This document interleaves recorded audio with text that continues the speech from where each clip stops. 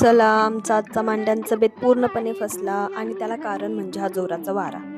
तर तसं झालं की आईने ठरवलं धोंडा आणि मांडव परत ती एकत्र करायची. मांड्यांचा बेत ठरला.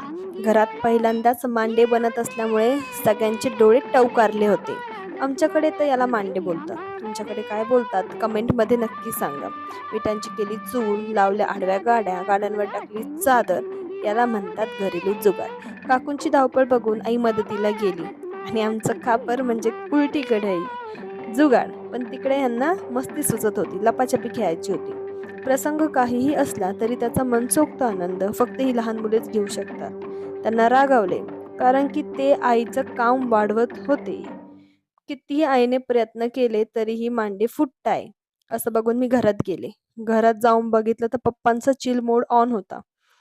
उद्या आहे धोंडा. त्यांना काहीही त्याचं टेन्शन नाही. उद्याचा आहे शॉर्ट्स, तो आहे धोंड्याचा. बघायला विसरू नका. तोपर्यंत बाय.